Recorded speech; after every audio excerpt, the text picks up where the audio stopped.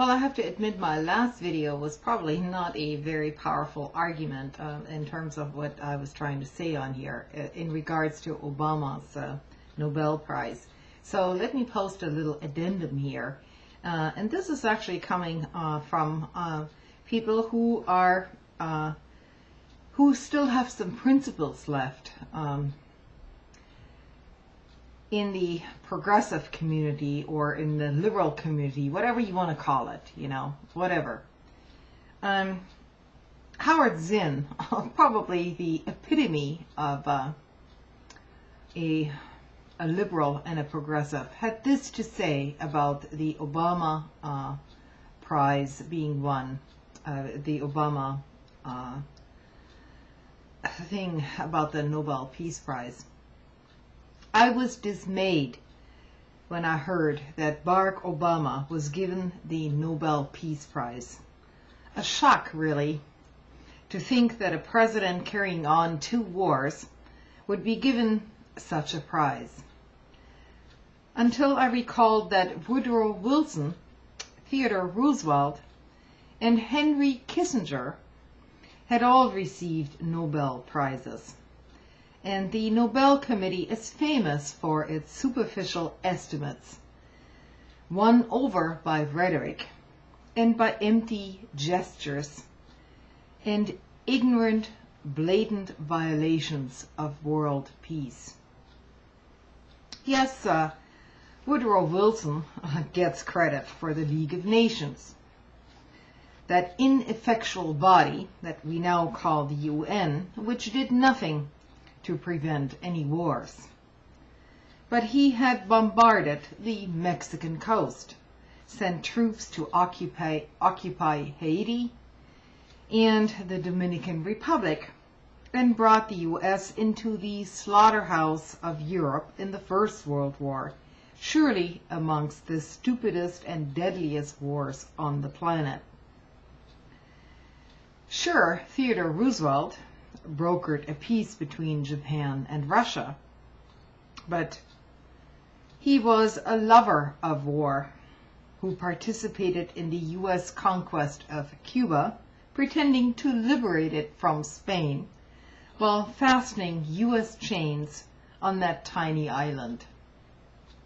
And as president, he presided over the bloody war to subjugate the Philippines, even congratulating a U.S. general who had just massacred 600 helpless villagers there.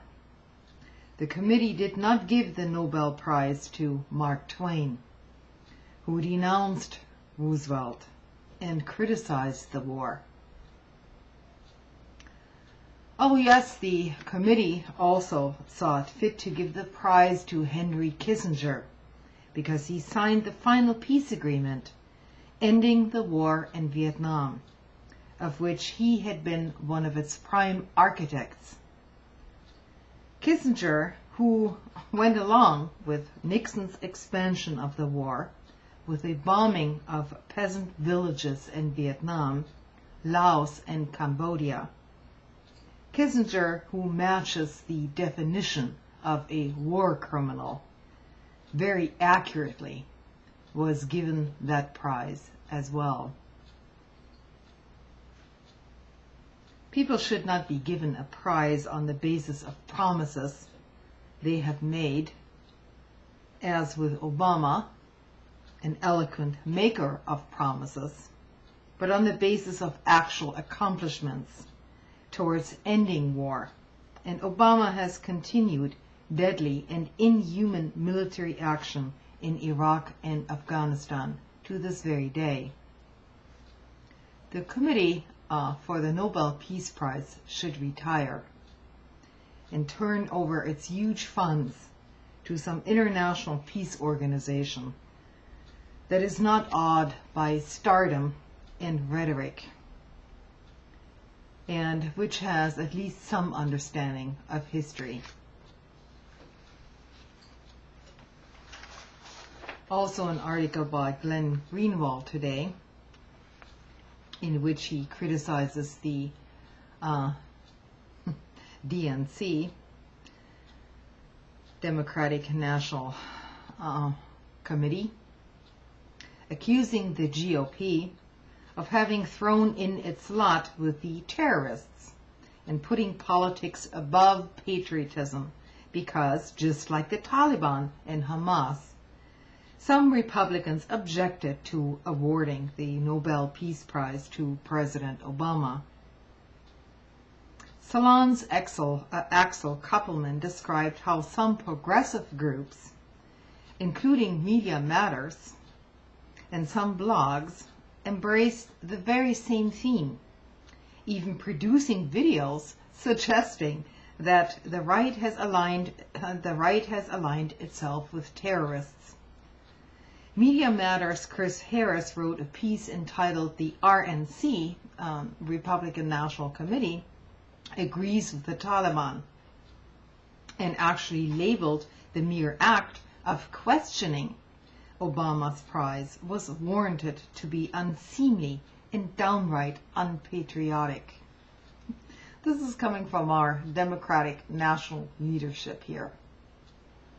I'm all in favor, Greenwald says, of applying some disgusting political rhetoric and twisted political arguments to the purveyors of such tactics in order to demonstrate their hypocrisy and or to neutralize those tactics. If that's all that was going on here, if it were made clear that these tactics are unacceptable to anybody and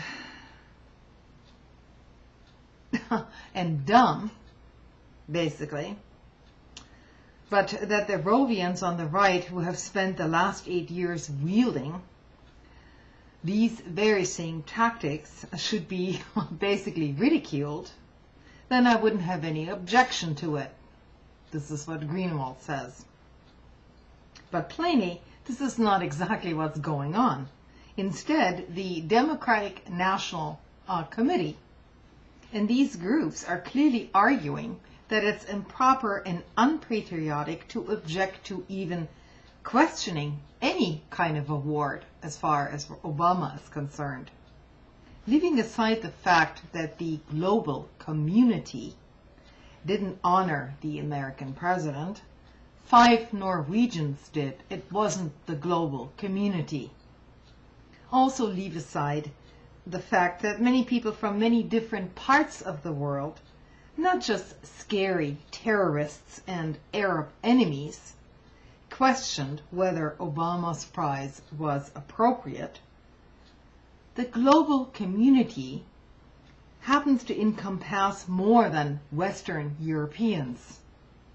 And many parts of the world beyond Europe don't seem to swoon for Obama anymore.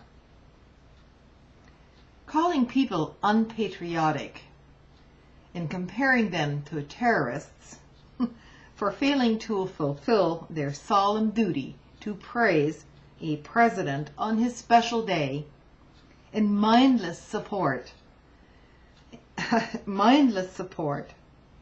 for his accolades isn't clever or tough politics.